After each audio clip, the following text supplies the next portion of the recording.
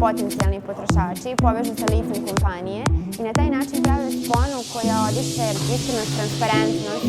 i pravi jedan neformalan pristup.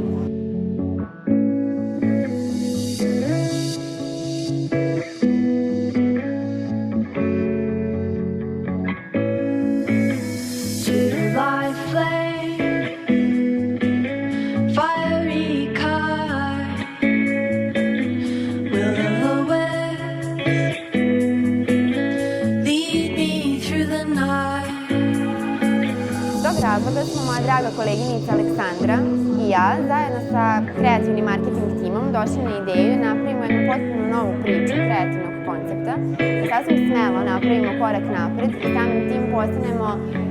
jedini domaći brend koji ima svoj modni blog.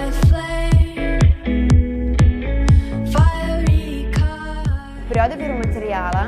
odnosno outfita koje biramo, za svaki post koji planiramo i koji pravimo, pre svega imamo za cilj da pokažemo da se legendarni modni komadi mogu kombinovati u različitim stilovima, prateći poslednje modne trendove.